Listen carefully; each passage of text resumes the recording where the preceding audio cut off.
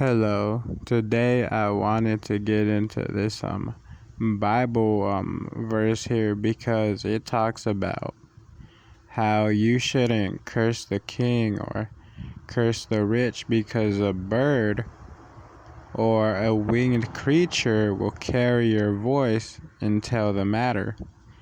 And there's lots of people on the internet who make fun of the whole thing about birds being robots. Oh, birds are spying on you and all of that. Well, kind of ironic that there's scripture that basically tells you to watch out what you say because there's always birds and there's winged creatures listening.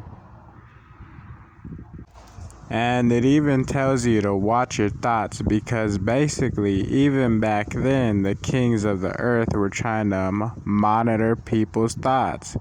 All of the things going on nowadays with things like Neuralink and technology where they want to get into your head, that is nothing new, and scripture is confirming that because they'll communicate with birds and the winged creatures of the earth just to know what you're thinking.